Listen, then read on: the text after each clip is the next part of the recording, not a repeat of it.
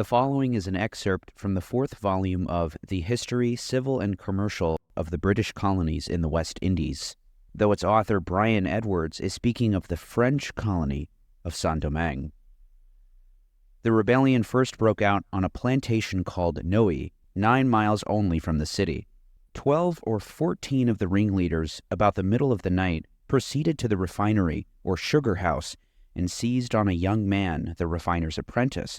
No, this video is not AI, man. It's GDF official. I literally fucking promote him all the time. How do people not know this? Dragged him to the front of the dwelling house, and there hewed him into pieces with their cutlasses. His screams brought out the overseer, whom they instantly shot. The rebels now found their way to the apartment of the refiner and massacred him in his bed. These rebels, as Edwards describes them, made their way from there to the house of a Mr. Clement, where both he and his refiner were massacred. Then on to the plantation of a Mr. Flaville, just a few miles away, where they likewise rose and murdered 5 white persons. The approach of daylight served only to discover sights of horror. It was now apparent that the slaves on all the estates in the plain acted in concert, and a general massacre of the whites took place in every quarter. After some time, though, according to Edwards' account, the ruffians exchanged the sword for the torch. The buildings and cane fields were everywhere set on fire, and the conflagrations, which were visible from the town in 1,000 different quarters, furnished a prospect more shocking and reflections more dismal than fancy can paint or the powers of man describe. The night of August 22nd of the year 1791 was one of incredible violence. It was the night that a revolt of slaves of the French colony of Saint-Domingue began in earnest and quickly gained great ferocity. The principal difference with this particular slave revolt was that it can boast being the only successful one in history. It ultimately created the first nation to banish slavery, and further, the first black nation, the nation of what is now called Haiti. Like any responsible student of history, it is critical in understanding the actions of August of 1791 to examine the context that preceded it. It would hardly be fair to begin the story merely with what occurred in August of 1791, now wouldn't it? Indeed, the events which preceded August of 1791 provide important insight into the motivations of the rebels, a fact that is obvious to all of us now, given the hundreds of years, the degrees of separation that allow for clarity, and not judgments based on emotion and political biases. No. I wonder why he's drawing a parallel here. Given what preceded August of 1791, it is self-evident that the slaves of Saint-Domingue had very real grievances, and that their cause was not only just, but moral. The story, in the way that I'd like to tell it, begins in 1493. This was the year of Christopher Columbus's second Libsane's a Nazi channel? No, definitely not. Voyage to the Americas, in which he revisited the island that would be called Hispaniola. Before long, the indigenous Taino people would be virtually wiped out, according to genocide scholar David Stannard. Just 21 years after Columbus's first landing in the Caribbean, the vastly populated island that the explorer had renamed Hispaniola was effectively desolate.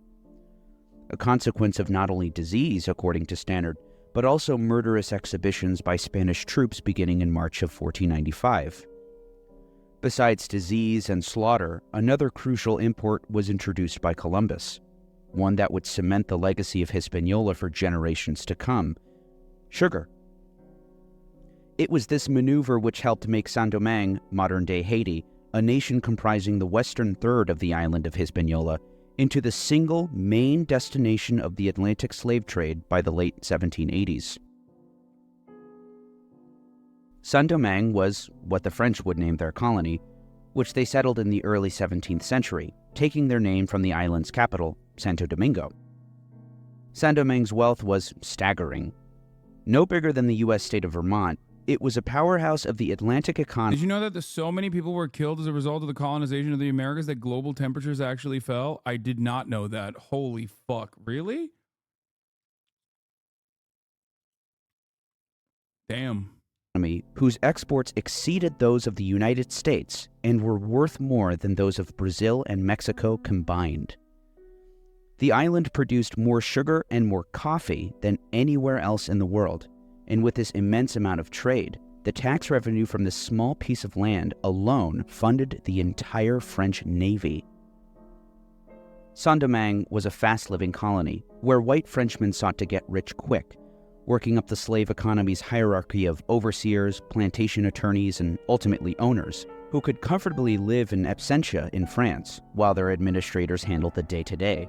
Indeed, Saint-Domingue was home to about 30,000 white colonists, and, as men outnumbered women 3-1 among white colonists, interracial unions ranging from the ephemeral and sordid to the occasional marriage gave rise to a large population of mixed racial descent.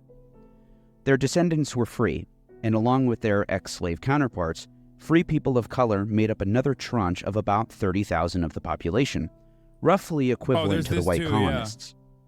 As for slaves, their population was enormous. When he says free people of color, he means the Polish. I'm just kidding. Okay, sorry. Slave traders shipped more than 200,000 Africans to Saint-Domingue in the 1780s alone. On the eve of the Revolution, there were about as many slaves in Saint-Domingue than in the entire American South, nearly 500,000 in all, making up 90% of the population.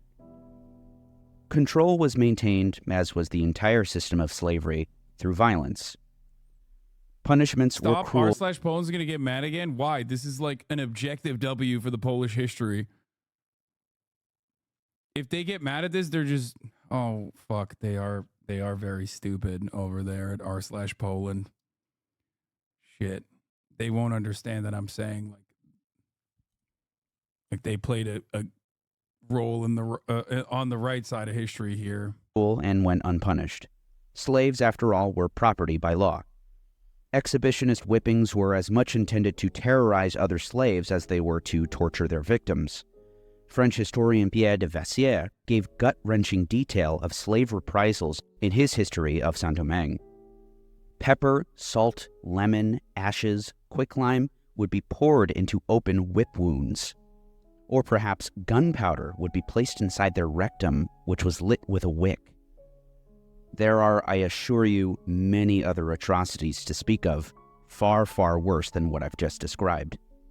Even absent these indignities, slaves had been ferried from their homeland under the deck of a slave ship in the most horrid conditions imaginable. This was their introduction to life in Saint-Domingue.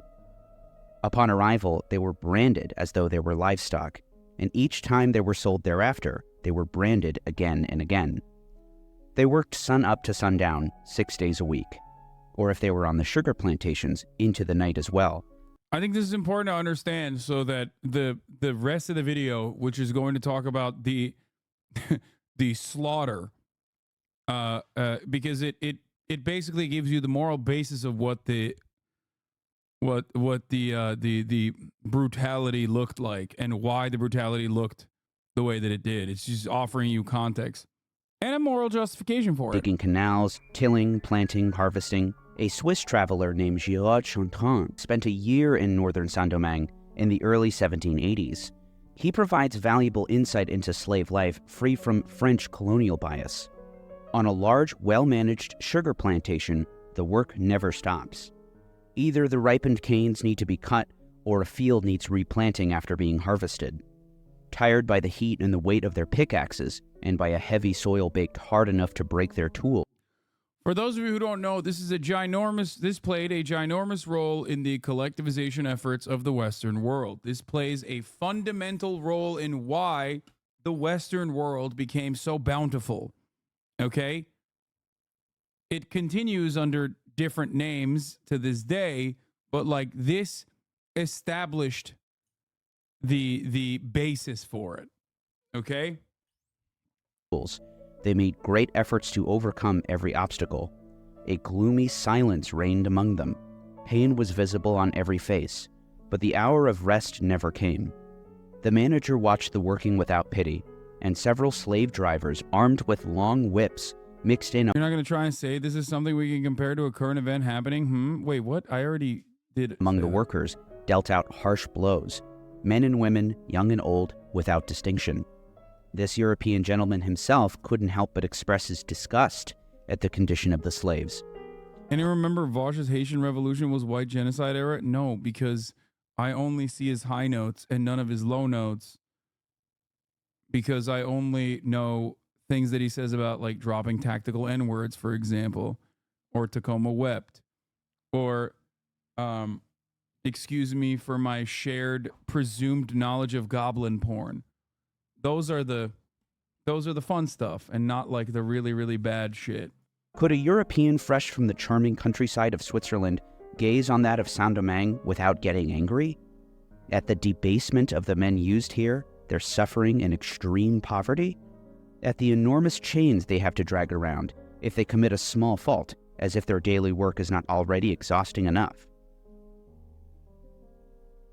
The powers in Paris had in fact done nothing to improve the lot of the slaves, and were not about to, but that would change once the slaves took action on their own. On the evening of August 14th of the year 1791, great numbers of slaves, many acting as delegates for their plantations, convened a meeting in the woods of Bois Caïman. The ceremony was led by a slave named Boukman. Duddy Boukman, as he was called, would emerge as the first leader of the rebellion. Their spiritual leader, Boukman, was a voodoo priest. Voodoo's contribution to the revolution remains controversial, but it assuredly included grassroots organization, a sense of solidarity, and of invulnerability in combat, and leadership at different levels. At the ceremony, Boukman was quoted as saying, among other things, the following: "Throw away the image of the God of the whites, who thirst for our tears, and listen to the voice of liberty that speaks in the hearts of all of us." Thereafter, the participants of the meeting swore an oath of secrecy and revenge. The pact would be sealed by the sacrificial slaughter of a pig, whose blood was drank by the attendees. The plan that they had made required careful coordination among large numbers of slaves, who were to rise up and start the burning and killing in unison. The date set for the event was, as best we can tell, the night of Wednesday, August 24th. Perhaps unable to contain themselves, the events which unfolded at the Noe plantation occurred 2 days early. Plundering masters' homes, destroying the infrastructure of the plantations on which they were enslaved, and killing those who had enslaved them were powerful ways to pursue liberty. Indeed, they were the only ways available to most of the slaves.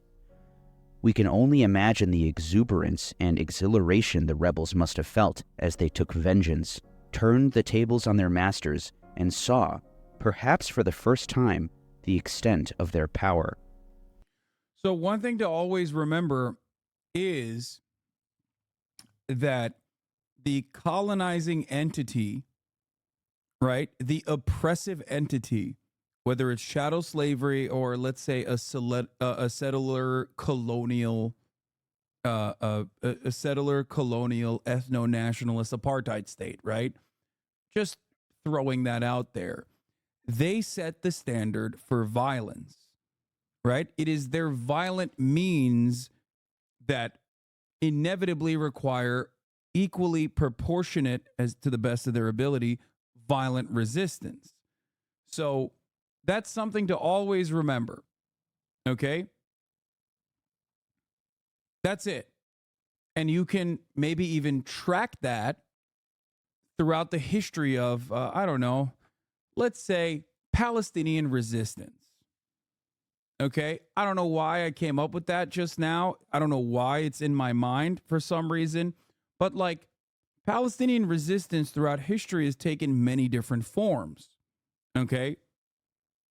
It is just simply that its final most well covered and well documented inception of it was brutal. Okay? There were atrocities.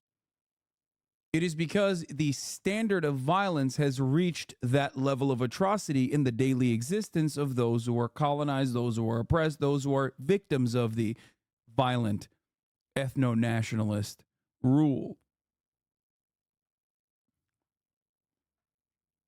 If you understand, it is usually an act of desperation, because ultimately no one wants to fucking be violent. Like, think about your lifestyle. Think about the way you exist in the world right now. You have a very comfortable life, right? If you're on Twitch, you most likely have a very comfortable life in comparison to what we are talking about here. Like obviously a enslaved person in Haiti, definitely in comparison to that, you have a very comfortable life.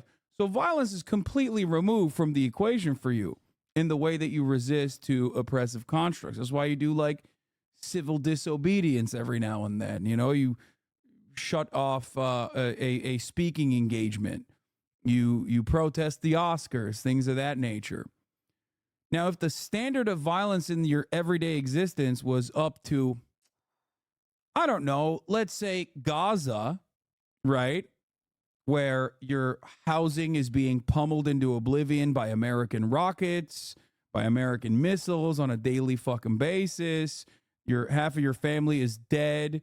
You watched, the sinewy, their sinewy bodies fucking hanging from the ledge of a building that recently turned into a fucking crater. You're going to probably want to resort to a violent means of resistance against those who are responsible for that. Perfectly understandable.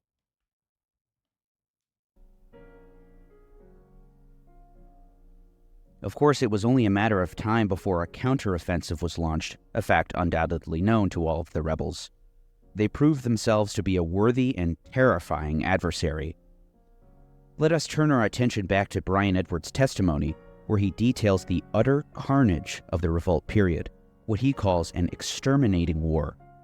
It seems like religious lies make people violent too. Yeah, totally. It's the voodoo that caused the Haitian Revolution to be so violent, and not the fact that they were fucking enslaved and had gunpowder shoved into their asses and lit on fire by whips. You know, who's to say which one played a bigger role here? No, man, this is why the whole r/atheism conversation is so fucking stupid. Okay? Religion is just a galvanizing principle. It's just a factor in the equation. It can be used for liberation in the abolition of slavery in the United States of America, as a matter of fact. Liberation theology played a role. Liberation theology also played a role in the civil rights movement. Okay? Religion, on the other hand, Christianity specifically, also played a formative role in the defense of white supremacist chattel slavery. This fact alone should cause you to, I don't know, second guess or maybe reconsider, the importance of religion in this, beyond just simply being a principal motivator. It gets people together. It is something you can use. Within 2 months after the revolt began, upwards of 2,000 white persons of all conditions and ages had been massacred. 180 sugar plantations and about 900 coffee, cotton, and indigo settlements had been destroyed, the buildings therein being consumed by fire. Of the insurgents, it was reckoned that upwards of 10,000 had perished by the sword or by famine, and some hundreds by the hands of the executioner, many of them, I am sorry to say, under the torture of the wheel, a system of revenge and retaliation which no enormities of savage life could justify or excuse. Edwards was referring to the practice known as breaking at the wheel, where an unlucky victim is tied to a scaffold, perhaps a wagon wheel, and beaten to death, typically as painfully as possible by targeting limbs and joints. Edwards' opinion that there was no excuse for such a brutal practice was informed by him witnessing 2 men being executed in this way. 2 of these unhappy men suffered in this manner under the window of the author's lodgings and in his presence at Cap Francois on Thursday, the 18th of September, 1791. They were broken on 2 pieces of timber placed crosswise. One of them expired on receiving the 3rd stroke on his stomach, each of his legs and arms having been first broken in 2 places. The first 3 blows he bore without a groan. The other had a harder fate. When the executioner, after breaking his legs and arms, lifted up the instrument to give the finishing stroke on the breast, and which, by putting the criminal out of his pain, is called le coup de grâce, the mob, with the ferociousness of cannibals, called out arrêtez, and compelled him to leave his work unfinished. In that condition, The miserable wretch, with his broken limbs doubled up, was put on a cartwheel, which was placed horizontally, one end of the axle being driven into the earth. He seemed perfectly sensible, but uttered not a groan. At the end of 40 minutes, some English seamen, who were spectators of the tragedy, strangled him in mercy. A Captain Bickford of Salem, Massachusetts, a witness to the early days of the Revolution, was quoted at the time in the Philadelphia General Advertiser. "The country is filled with dead bodies, which lie unburied. The slaves have left the whites with stakes driven through them into the ground, and the white troops, who now take no prisoners, but kill everything black or yellow, leave the slaves dead upon the field." Though despite these brutal measures, the rebels held their own.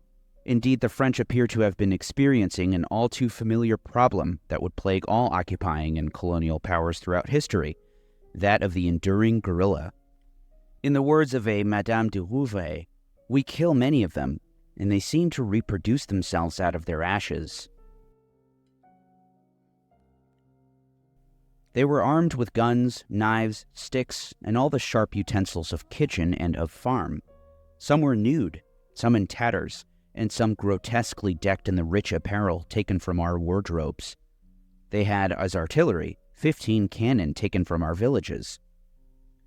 Over time, the rebel slaves came to acquire more arms, until they became well armed with muskets and swords. They organized themselves into regular bodies. They made liberal use of hit-and-run, ambush attacks, and psychological warfare. This has been attributed to a crucial fact about the rebel slaves. On the eve of the Revolution, of the 500,000 slaves in Saint-Domingue, 2/3 of them were not only black, they were born in Africa. These were enslaved prisoners of war, and by 1791, only a minority of French troops had ever actually seen combat before. The Africans, diverse in their backgrounds, speaking up to a dozen languages in a single plantation, were a lot alike in this regard. The French as well, up to that point, certainly were not trained in guerrilla warfare and were not privy to many of its central tenets. European armies were only just beginning to learn backwoods practices like firing from behind cover or in a prone position, and scattering instead of standing upright when being shot at. With ambushes, psychological warfare, and hit-and-run tactics, the insurgents compensated for their lack of firearms. They never fought out in the open or bunched together. 1,000 blacks would never confront 100 whites in open country, but they would advance making a terrible noise at first, though after having got quite close to their enemy, but still out of range, they would fall completely silent. They distributed their troops by platoons in all the overgrown places, so that they seemed 6 times more numerous than they really were. The bravery of these Africans is unbelievable. One fascinating letter from a 16-year-old French girl to her American stepmother describes how her own father came under a rebel assault. The parallels are quite obvious. When you are used to fighting against dudes who do not have superior firepower to you, who don't have any weapons at all, you get used to not even looking for cover because you're killing mostly civilians. So when you actually encounter an enemy that fights back, you then quickly recognize maybe I do have to stand behind cover. Papa left last Monday with 300 men of the National Guard. At 8 o'clock in the evening, Papa was attacked. Some of the guardsmen throwed themselves in the sea. Papa's guide, a black man, was pulling them out by the feet and crying, "Get a hold of yourselves." Some have horns, others have broken kettles, and they try to make as much noise as possible in order to confuse and frighten whites. Papa says that it was impossible to hear oneself. Finally, on the 29th of August of the year 1793, 1 year and 1 week after the Slave Rebellion, a landmark proclamation was issued by Commissioner Léger Félicité Sontonax, the world's first abolition. Or if they weren't fighting against like civilians, they weren't slaughtering civilians, they were fighting against other standing armies. And the conventional methods of warfare at the time required literally fucking basically doing the same shit that they were doing in like the Legionnaire era almost. of just having a shit ton of people stand in a line and shoot against another shit ton of people. It's so funny when you learn about like the history of warfare, where the first guy that comes up with like flanking, for example, is like regarded as a massive, brilliant guy. All things that we obviously take for granted now. But it's literally like somewhere along the line, somebody invented flanking. You know what I mean? And the first guy that did it, everyone was like, oh my God, how did this fucking happen?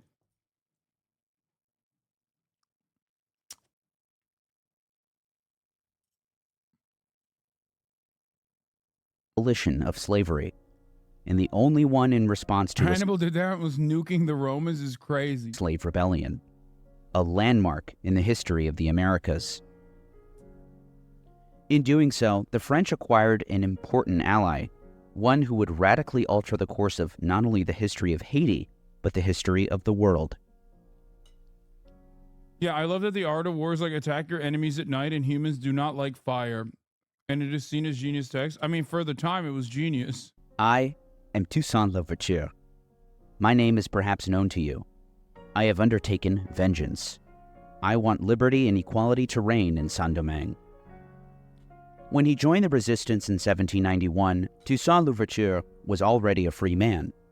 According to Louverture's son Isaac, who became an important source of information on his life, Toussaint was born in 1746, the grandson of an Arada prince. He was born Toussaint Preda, after the slaveholding family that owned him. Fortunately for him, by 1776, Toussaint was emancipated. After leaving the Preda plantation, Toussaint adopted the name Louverture, meaning the opening. Its origins are disputed, though perhaps it denoted his newfound role as a freedom fighter. Toussaint's loyalties at the onset of the Revolution were understandably not with the French forces. He would eventually join the Spanish, who had declared war on France in 1792. Hispaniola would soon become swarming with colonial armies, for as a result of the ongoing French Revolution, King Louis XVI was executed, and the Republicans declared war on England. France, Spain, and now England all wanted a peace. Though after the abolition of slavery in Saint-Domingue, or Many of you should declare a war on the top of the hour ad break, though, honestly. And destroy the top of the hour ad break by subscribing for $5 or for free 2 in a row. It's like kind of shitty. after Toussaint had laid eyes directly on the proclamation, not wanting to leave anything to hearsay, Louverture would join France and become a formidable ally. It wouldn't be long until Spain sued for peace with France in 1795, and after waging a ruthless campaign against the remaining British, Toussaint Louverture had successfully expelled them by 1798. Having defeated all of his colonial rivals, Toussaint became Governor-General of Saint-Domingue. The enormous power that he wielded and his increasing autonomy from France's rule created some animosity with French leaders, especially one in particular who would wrest power through a coup d'etat in 1799. Under his rule, France would wage war against its wealthy sugar colony. In her memoirs, Joséphine wrote about her husband Napoleon Bonaparte's decision to send his army to Saint-Domingue, something she called a fatal move that would forever take this beautiful colony away from France. Keep Toussaint Louverture there. That is the man that you require in order to govern the blacks. It's an ominous quote, given what transpired afterward. It's hardly controversial to suggest that, had Louverture been allowed to govern on behalf of the French, it would have ended far better for them. Indeed, Louverture was hardly a radical. He emancipated the slaves, but he militarized plantation work, making it a crime to leave the plantations in which they were enslaved. The only difference now, really, was that they were wage slaves. Despite his wife's pleas, Napoleon Bonaparte could not stomach Louverture's bold constitution, which he signed in July of 1801, which he then sent to Napoleon directly. In naming himself Governor-General for life, Napoleon said, Toussaint knew very well that he had thrown away his mask and had drawn his sword out of its sheath forever. Though it's important to note with regard to the Haitian Revolution that in many ways and at various stages, calling it a racial war is somewhat reductive. Alliances were plenty and complicated. After all, Toussaint Louverture fought for Spain and France, as did thousands of other black rebels. It was Napoleon Bonaparte, however, who insisted on invoking race as his motivation.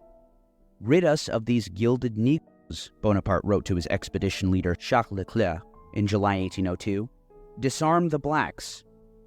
It was him who called the fighting force a crusade of civilized people of the West against the black barbarism. Not to be misinterpreted, he clarified, "I am for the whites because I am white. I have no other reason, and that one is good." His expedition consisted of... Isn't that funny that it's literally like, bro, this shit has never changed. Like, it's ridiculous that literally not a single aspect of this is changed at all. Like, same principles, same attitude, same fucking rhetoric, down to the civilizing of the barbarian. And I'm sure there were libtards at the time who were like, you know, maybe we should leave the black people alone. But we do have to civilize these barbarians a little bit, right? What about the white people? We have to defend the white people.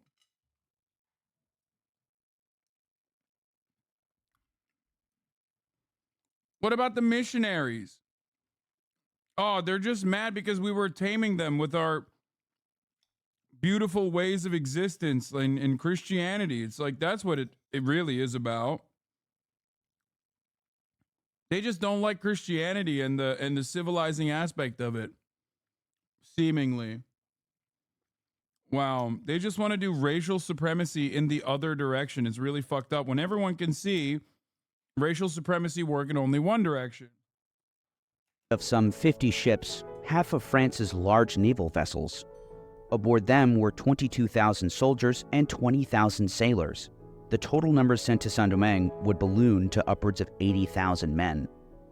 Toussaint Louverture, upon seeing the French Armada, rallied his own troops, perhaps as many as 30,000 by early 1802, aside from the local militias numbering in the thousands as well. After being fired on by black rebels in northern Saint-Domingue, near Le Cap, General Donatien Marie-Joseph de Rochambeau captured the garrison. Rochambeau had lost 60 men and made sure to exact revenge, to make an example of the black troops, and proceeded to massacre hundreds of them. Rochambeau was only debuting the French strategy, yet another war of extermination. However, the French yet again found themselves ill-prepared for the war waged against them by the Africans.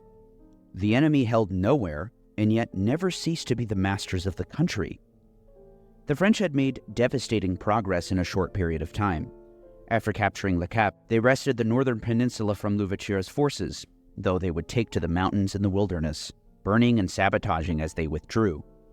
Tear up the roads, throw corpses and horses into all the fountains, burn and annihilate everything, so that those who have come to return us to slavery will always find in front of them the image of the hell they deserve. Though Louverture was a shrewd military planner, he was perhaps eclipsed in harshness by his mysterious underling. In the port town of Saint-Marc, Jean-Jacques Dessalines led his troops by example, setting fire to his own recently completed mansion. Barrels of gunpowder and alcohol were placed throughout the town to aid a rapid flame. Dessalines also took hundreds of French prisoners, and by the time the French arrived to Saint-Marc's smoldering ruins, they also found hundreds of their own scattered throughout. Dessalines then embarked for Port-au-Prince, taking several hundred white prisoners. These included Michel de Courty, a physician kept along for his expertise, which the rebels doubtless thought that they could exploit. He would later write of the horror show that was life as a prisoner under Dessalines. By the time Dessalines had reached the mountains, he had very few white prisoners with him. Louverture questioned Dessalines, "What happened to all of your prisoners?" "Oh," said Dessalines, "they were killed in battle or escaped." But de Courty said otherwise. He said Dessalines slaughtered them by the hundreds. This was corroborated by General Pamphile Lacroix, who said he had found 800 corpses in Verret while pursuing Dessalines' retreating troops. This wasn't the only pile of bodies that he'd find. Seeking to spare his troops from the stench of one group of bodies piled up near their camp and lacking shovels to build a mass grave, he burned them. Instead of removing the odor, this move filled the air with an even more acrid smell, one he was never able to remove from his clothes. Jesus fucking Christ. As surprising as it may sound given the said gruesome details, mass killing was the least of the French army's worries. A more insidious problem plagued them: disease. The yellow fever appeared suddenly, causing sharp pains in the eye sockets, feet, loins, and stomach. A thick, whitish-yellow fluid covered the parched tongue, then the teeth, and soon changed into a black encrustation. The pulse became elevated, the regurgitations yellow from bile, the feces and urine red. He was already a corpse, putrid and horrible from the blood's decomposition. Deaths from disease apparently reached a massive 120 per day, owing to a miscalculation by Bonaparte. Thinking that the expedition would be a quick victory, he deployed them at the beginning of 1802. But the war grinded on. The looming summer months were steadily approaching, until the noxious epidemics ruptured from the earth. Still a prisoner of Dessalines, Descartes recorded what are some of the only words of his that still survive to this day. "The whites from France cannot hold out against us here in Saint-Domingue. They will fight well at first, but soon they will fall sick and die like flies." Toussaint Louverture's fortunes would change in a most unexpected way.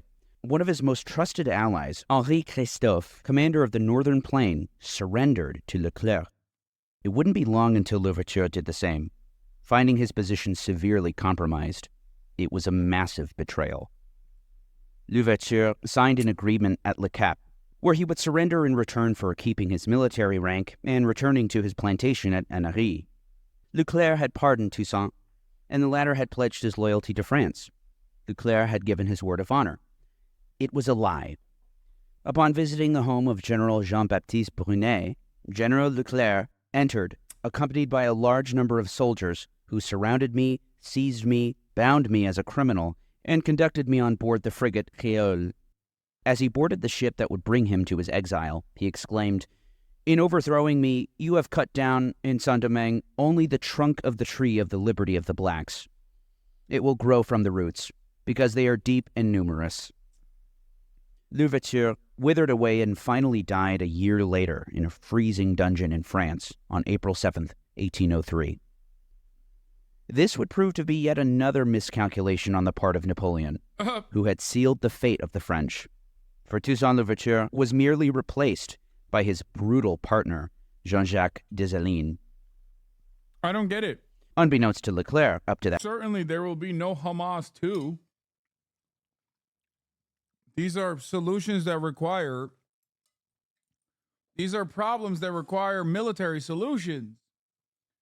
Surely the people do not have an unending yearning for freedom, as it is the natural predisposition of man to want to be rid of all of the chains that bind them. No. Certainly. Notice how originally simply substituting from chattel slavery to wage slavery was like most likely a comfortable middle ground of progress for many. And yet one side chose to keep pushing and pushing and pushing.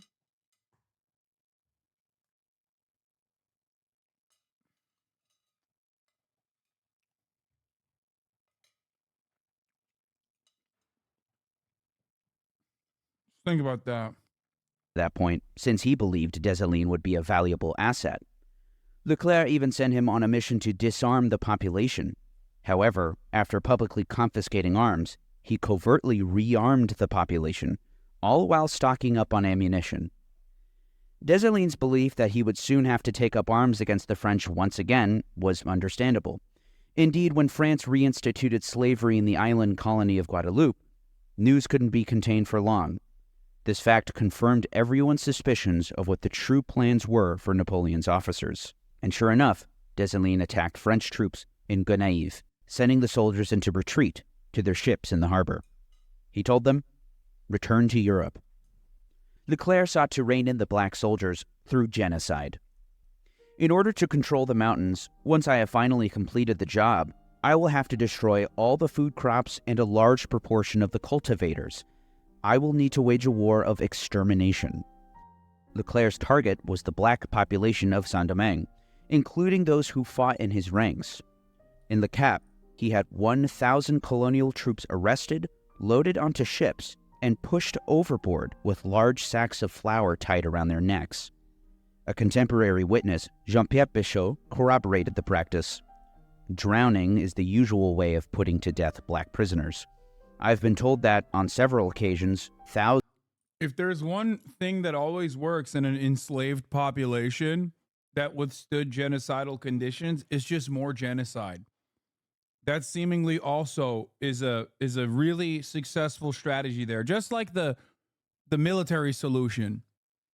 And ultimately, seemingly most successful military solution is always going to be genocide. So thousands were drowned at the same time, and their bodies were often seen floating. Like many unsuccessful campaigns against insurgencies, the rebels had cleverly utilized their many advantages: their fighting edge, their mastery of the wilderness and mountains, disease, sabotage, scorched earth, all to bleed the occupiers. This strategy worked. "Half of the officers in this army are dead," wrote Leclerc in summer 1802. "Men passed through and disappeared like shadows," recalled Lacroix. Armed with muskets, the rebels also scored casualties using tactics from the old slave rebellion days. That's why I laugh whenever motherfuckers in the Western world try to portray themselves as like civilized, because this is no act of a civilized people. The act of enslaving an entire continent full of humans is already uncivilized as fuck. They laid traps. Pits dug into the ground were covered with branches, leaves. On the bottom lay boards studded with nails. Rocks or tree limbs might be placed in front of them, prompting soldiers to jump over them, landing hard into the bed of nails. By 1803, Dessalines had effectively consolidated his power over most of the rebels in the colony. Under his command, he'd unify hundreds of local leaders, an astonishing feat, and with their help, they continued to bleed the French, and drove them out of most of the colony. Their coup d'éclat finally came in May, when peace between Britain and France fell through. No reinforcement would be coming for them now.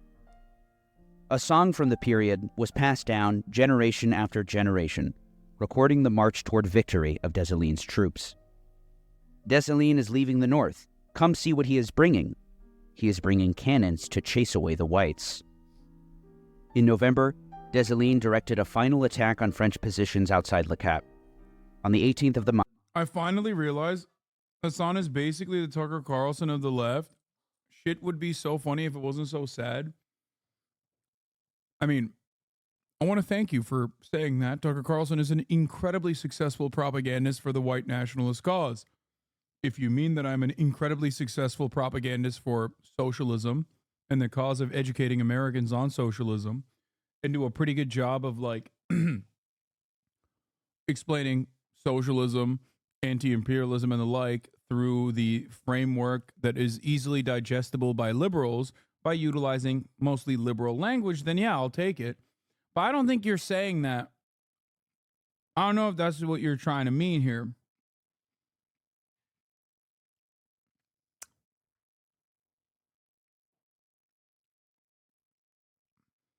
If you're watching a fucking, if you're watching a collection of historical facts laid out bare about the Haitian Revolution, and this triggers your sensibilities to such a degree that you have to call me the Tucker Carlson, I don't know what to tell you.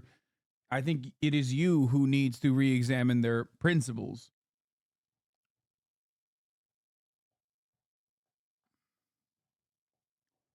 month, Dessalines sat on a stone, holding his snuff box, and watched as his troops took the final, crucial hill, conquering a country, a nation for his entire race. Rochambeau at long last acquiesced and accepted defeat. After negotiating a surrender, several thousand troops, along with white residents of Le Cap, sailed out of the harbor. Behind them were some 50,000 dead. A majority of the soldiers and sailors who had been sent to Saint-Domingue had died. On New Year's Day of the year 1804, Jean-Jacques Dessalines now emperor, Motherfuckers. declared independence. Motherfuckers will play Red Dead 2 and still come in here and not recognize what's going on there. How insanely dumb do you have to be to compare Hasan to Tucker Carlson? I mean, I try to take something positive out of it. Tucker Carlson is a massive, massive piece of shit. He is a white nationalist. If he's coming here while I'm talking about the liberation of slaves in Haiti and saying that, maybe he doesn't have a angry approach, even though he doesn't follow me, so I would assume he is.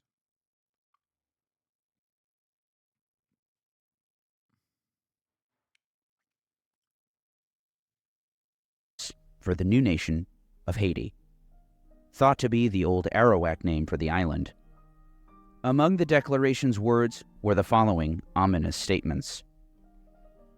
Citizens, it is not enough to have expelled the barbarians who have bloodied our land for 2 centuries.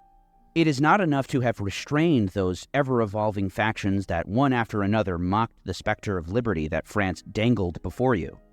We must, with one last act of national authority, forever assure the empire of liberty in the country of our birth. We must take any hope of re-enslaving us away from the inhuman government that for so long kept us in the most humiliating torpor. In the end, we must live independent or die. When will we tire of breathing the air that they breathe? What do we have in common with this nation of executioners?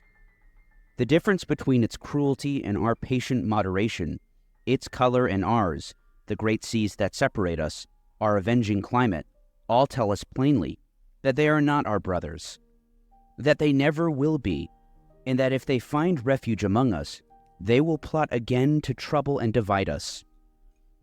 These tigers, still dripping with their blood, whose terrible presence indicts your lack of feeling and your guilty slowness in avenging them, what are you waiting for before appeasing their spirits? What followed this proclamation is somewhat disputed. He ordered a series of massacres of white inhabitants. Bro said kill the Yakubian devils, dude. He said if you're a child of Yakub, it is time to leave. Although precisely how many perished is difficult to establish.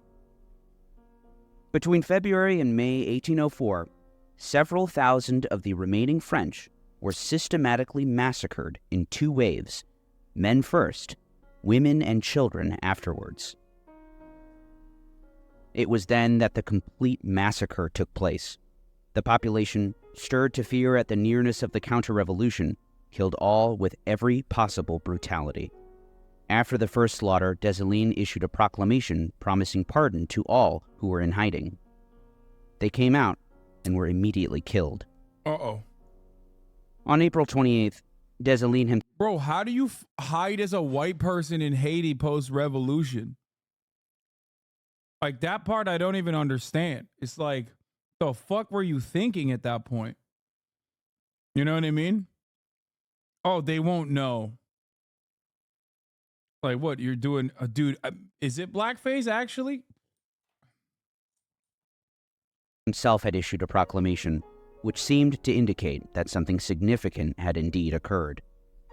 Finally, the hour of vengeance has struck, and the implacable enemies of the rights of man have received the punishment their crimes deserved. Yes, we have rendered unto those true cannibals, war for war, crimes for crime, outrage for outrage. Yes, I have saved my country. I have avenged America.